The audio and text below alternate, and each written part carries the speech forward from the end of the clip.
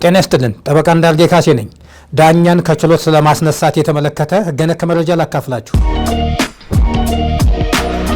የፍርድ ቤት ክርክር በነፃ ፍርድ ቤትና በነፃ ባለሙያዎች ሊመራ ይገባዋል የሚባለው ጉዳይ ማንንም ያስማማል በተግባር ችግር ከሌለ በስተቀር። በፍርድ ቤት ክርክሮት ጉዳዩን የያዘው ዳኛ ነፃና ገለልተኛ ሆኖ አይዳኘኝም የሚያስብል በቂ ምክንያት ከተገኘ ጉዳዩን የያዘው ዳኛ ከችሎት እንዲነሳ የሚያስችል ሕግ ያለ መሆኑን ሊያውቁ ይገባል። የፌዴራል ፍርድ ቤት ዳኛ ከችሎት እንዲነሳ ምክንያት ተደርገው የሚቆጠሩት ከተከራካሪዎቹ ከአንደኛው ወገን ወይም ከጠበቃው ጋር የስጋ ዝምድና ያለው እንደሆነ፣ ከተከራካሪዎቹ የአንደኛው ወገን ሞግዚት ነገረ ፈጅ ወይም ጠበቃ በሆኑበት ጉዳይ ላይ የተነሳ ክርክር እንደሆነ፣ ክርክር የተነሳበትን ጉዳይ አስቀድሞ በዳኝነት በግልግል ዳኝነት በእርቅ ያየ ሆኖ ከተገኘ፣ ከተከራካሪ ወገኖች ከአንደኛው ወይም ከጠበቃው ጋር በፍርድ ቤት የተያዘ ክርክር ወይም ሙግት ያለው እንደሆነና ሌሎች ትክክለኛ ፍትህ አይሰጥም የሚያሰኝ ሌላ ምክንያት ሲኖር ነው። በፌዴራል ፍርድ ቤቶች ማቋቋሚያ አዋጅ መሰረት አንድን ዳኛ ከችሎት እንዲነሳ የሚቀርብ አቤቱታ ቅድሚያ እንዲነሳ ቅሬታ ለቀረበበት ዳኛ ነው። ይህ ከችሎት እንዲነሳ ቅሬታ የቀረበበት ዳኛ በፈቃዱ ከችሎት የሚነሳ ከሆነ ለቅሬታ አቅራቢው የደረሰበትን ውጤት ያሳውቀዋል።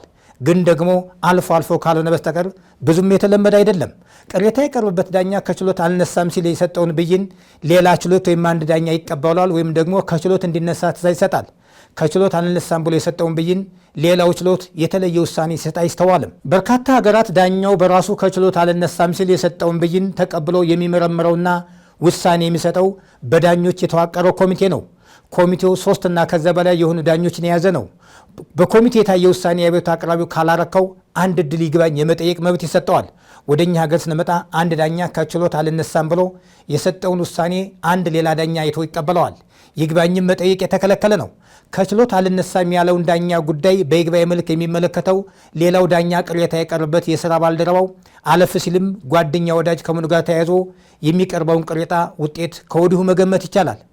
በመጨረሻም ጥንቃቄ ሊደረግ የሚገባው ዳኛ ከችሎት እንዲነሳ የሚቀርበው አቤቱታ በበቂ ምክንያትና ማስረጃ ካልተደገፈ ቅሬታ አቅራቢው በቅጣት መልክ ቢያንስ 3,000 ብር ቢበዛ ደግሞ እስከ 7,000 ብር የሚያስቀጣ መሆኑ ሊታወቅ ይገባል። አመሰግናለሁ።